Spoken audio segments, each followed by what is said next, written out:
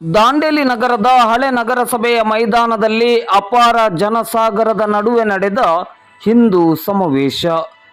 ಹಿಂದೂ ಸಮಾಜದ ಆಚಾರ ಮತ್ತು ವಿಚಾರಗಳನ್ನು ಪ್ರಬಲವಾಗಿ ರೂಢಿಸಿಕೊಂಡು ಭಾರತ ಮಾತೆ ಜಗದ್ಗುರು ಸ್ಥಾನದಲ್ಲಿ ನಿಲ್ಲುವಂತೆ ಮಾಡಬೇಕು. ಹಿಂದೂ ಧರ್ಮದ ಸಮಗ್ರತೆಯೊಂದಿಗೆ ಮುಂದಿನ ಪೀಳಿಗೆಗೆ ಹಸ್ತಾಂತರಿಸುವ ಜವಾಬ್ದಾರಿ ನಮ್ಮೆಲ್ಲರ ಮೇಲಿದೆ. ಈ ನಿಟ್ಟಿನಲ್ಲಿ ಹಿಂದೂ ಧರ್ಮ ಹಾಗೂ ಧರ್ಮೀಯರ ಸಂಘಟನೆಗಾಗಿ ಹಿಂದೂ ಸಮಾವೇಶ ಸಮಾಜೋತ್ಸವ ಕಾರ್ಯಕ್ರಮಗಳನ್ನು ಆಯೋಜಿಸಿಕೊಂಡು ಬರಲಾಗುತ್ತಿದೆ ಎಂದು ಚಿಂತಕ ಹಾಗೂ ವಾಗ್ಮಿ ಪ್ರಕಾಶ್ ಮಲ್ಪೆ ಅವರು ಹೇಳಿದರು.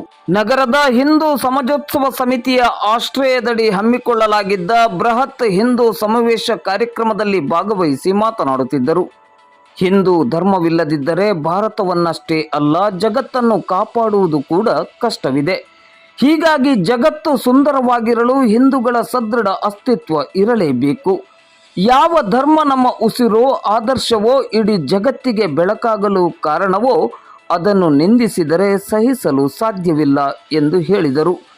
ನಾವು ನಮ್ಮ ಮಕ್ಕಳಿಗೆ ಧರ್ಮದ ಆಚರಣೆ, ಸಂಸ್ಕಾರಯುತವಾದ ನಡವಳಿಕೆ, ಧರ್ಮದ ಮೌಲ್ಯಗಳನ್ನು ಹಾಗೂ ಉನ್ನತ ಆದರ್ಶ ಸಂಸ್ಕಾರಗಳನ್ನು ಮೈಗೂಡಿಸಿಕೊಳ್ಳಲು ಪ್ರೇರಣಾದಾಯಿಯಾಗಿ ಇರಬೇಕೆಂದು ಕರೆ ನೀಡಿದರು. ಇದಕ್ಕೂ ಮೊದಲು ಹಳೆ ನಗರಸಭೆಯ ಮೈದಾನದಿಂದ ಭವ್ಯ ಶೋಭಾಯಾತ್ರೆಯು ಆರಂಭಗೊಂಡು ನಗರದ ಪ್ರಮುಖ ರಸ್ತೆಗಳಲ್ಲಿ ಸಂಚರಿಸಿ ಕೊನೆಯಲ್ಲಿ ಹಳೆ ನಗರಸಭೆಯ ಮೈದಾನದಲ್ಲಿ ಸಂಪನ್ನಗೊಂಡಿತು. ಹಿಂದೂ ಸಮಾಜೋತ್ಸವ ಸಮಿತಿಯ ಅಧ್ಯಕ್ಷರಾದ ವಾಸುದೇವ ಪ್ರಭು ಅವರು ಸೇರಿದಂತೆ ವಿವಿಧ ಹಿಂದೂ ಪರ ಸಂಘಟನೆಗಳ ಪ್ರಮುಖರು ಹಾಗೂ ಗಣ್ಯರು ವೇದಿಕೆಯಲ್ಲಿ ಉಪಸ್ಥಿತರಿದ್ದರು.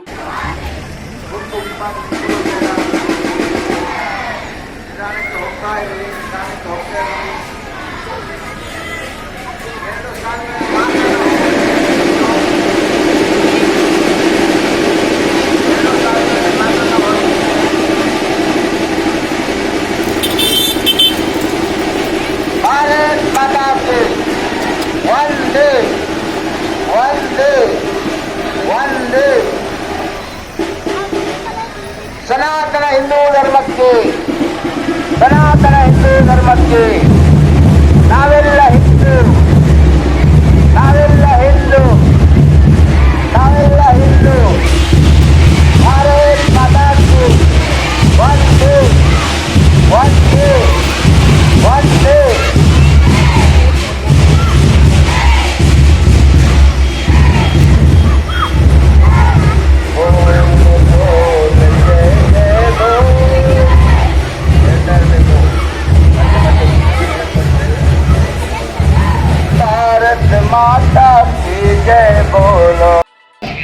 ಇದನ್ನ 1524ನೇ ಇಸ್ವಿ ಅಂದ್ರೆ ನಾನು ಕ್ರಿಸ್ತ ಶಕ ಕ್ರಿಸ್ತ ಪೂರ್ವ ಹೇಳ್ತಾ ಇಲ್ಲ, ಕಲಿಯುಗ 1524. ಕಲಿಯುಗ ಅಂದ್ರೆ ಇವತ್ತು ಕಲಿಯುಗ ಪ್ರಾರಂಭವಾಗಿ 5125 ವರ್ಷಗಳು ಆಯಿತು.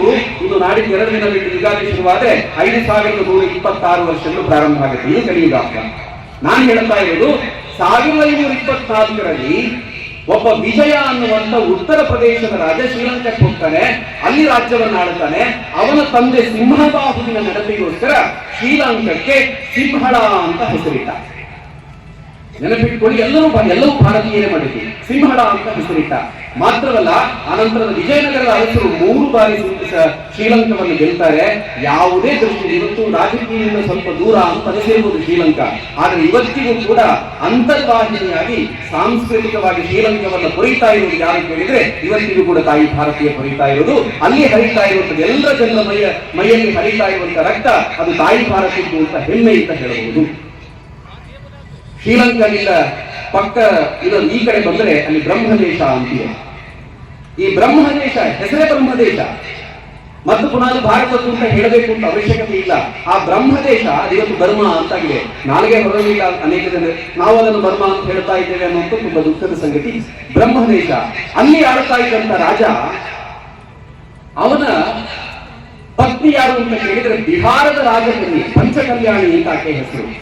ಅಲ್ಲಿ ಆನಂತರ ಗುಪ್ತರ ಕಾಲದಲ್ಲಿ ಅಲ್ಲಿ ಅನೇಕ ವಿಷ್ಣುವಿನ, ರಾಮನ, ಶಿವನ ದೇವಸ್ಥಾನಗಳು ದೊಡ್ಡ ಪ್ರಮಾಣದಲ್ಲಿ ಆಗುತ್ತೆ. ಇವತ್ತಿಗೂ ಕೂಡ ನೀವು ಬ್ರಹ್ಮದೇಶಕ್ಕೆ ಹೋದ್ರೆ ಅದು ಭಾರತದಿಂದ ಬೇರ್ಪಟ್ಟಿಲ್ಲ ಅನ್ನುವಂಥದ್ದು ಗೊತ್ತಾಗುತ್ತೆ. ಇನ್ನು ಪಕ್ಕದಲ್ಲಿರುವಂತಹ ನೇಪಾಳ, ಅಫ್ಘಾನಿಸ್ತಾನ, ಪಾಕಿಸ್ತಾನ, ಬಾಂಗ್ಲಾದೇಶ ಇವೆಲ್ಲ ಇತ್ತೀಚಿನವರೆಗೂ ಭಾರತದ ಜೊತೆಗೆ ಇರುವಂಥದ್ದು ಮತ್ತು ಈಗಲೂ ಜೊತೆಗೆ ಇರುವಂಥದ್ದು. ನಾನು ಸ್ವಲ್ಪ ಮುಂದಕ್ಕೆ ಹೋಗ್ತೀನಿ, ಚಂಪಾ ಅಂತ ಬರುತ್ತೆ. ನಾವು ಹಾಗೆ ನಮ್ಮ ಕಣ್ಣಲ್ಲಿ ಭಾರತದ ಜಗತ್ತಿನ ಮ್ಯಾಪ್ ಅನ್ನು ನಾವು ನೋಡ್ತಾ ಇದ್ರೆ ಹಾಗೆ ನೋಡ್ತಾ ಮುಂದಕ್ಕೆ ಹೋಗಿ ಚಂಪಾ ಅಂತ ಬರುತ್ತೆ. ಚಂಪಾ ಅಂತಂದ್ರೆ ಇವತ್ತಿನ ಅನಾಮ್ ಅಂತ ಹೇಳ್ತಾರೆ, ವಿಯೆಟ್ನಾಂ ಪಕ್ಕದಲ್ಲಿ ಇರುವಂಥದ್ದು. ಈ ಚಂಪಾ ದೇಶದಲ್ಲಿ ಯಾರು ರಾಜ್ಯಭಾರ ಮಾಡ್ತಾ ಇದ್ರು ಅಂತ ಕೇಳಿದ್ರೆ ಭಾರತದಲ್ಲಿ ಒಬ್ಬ ಶಿರಿಯಾರ ಅನ್ನುವಂಥ ಎರಡನೇ ಶತಮಾನದಲ್ಲಿ ನಮ್ಮ ಅಲ್ಲಿ ಸಾಮ್ರಾಜ್ಯವನ್ನು, ಹಿಂದೂ ಸಾಮ್ರಾಜ್ಯವನ್ನು ಸ್ಥಾಪನೆ ಮಾಡಿದ್ದ. ಅದರ ಪಕ್ಕದಲ್ಲಿ ಇರುವಂಥದ್ದು ಕಂಬುಜ ದೇಶ ಅಂತ. ಇದೆಲ್ಲ ನಮ್ಗೆ ಗೊತ್ತಿದೆ. ಕಂಬು ಅನ್ನುವಂಥವನೊಬ್ಬನು ಅಲ್ಲಿಗೆ ಹೋಗ್ತಾನೆ. ಅಲ್ಲಿ ಹೋಗಿ ಅಲ್ಲಿನ ಜನರಿಗೆ ಒಬ್ಬ ರಾಜ, ಈಗಿನ ರಾಜ, ಅಲ್ಲಿಗೆ ಹೋದವರವರಿಗೆಲ್ಲ ನಾಗರಿಕತೆಗಳನ್ನೆಲ್ಲ ಕಲಿಸ್ತಾನೆ. ಅಲ್ಲಿ ಕಾಡಿನಲ್ಲೇ ಅಕ್ಷರಶಃ ಕಾಡಿನಲ್ಲಿ ವಾಸ ಮಾಡ್ತಾ ಇದ್ದ ಜನಕ್ಕೆ ಅವನು ಸಂಸ್ಕೃತಿ, ನಾಗರಿಕತೆಗಳನ್ನು ಕಲಿಸಿದ. ಅಲ್ಲಿನ ಜನ ಅವನನ್ನ ರಾಜ ಅಂತ ಅಂದ್ಕೊಂಡ್ರು. ಅವನು ಅಲ್ಲಿನ ಒಬ್ಬ ನಾಗಪೂಜೆಯ ಕನ್ಯೆಯನ್ನು ಮದುವೆಯಾದ. ಇವನ ಹೆಸರನ್ನು ತಮ್ಮ ದೇಶಕ್ಕಿಟ್ಟರು, ಕಂಬುಜ ದೇಶ ಅಂತ ಕರೆದ್ರು. ಅದೇ ಇವತ್ತಿನ ಕಾಂಬೋಡಿಯಾ.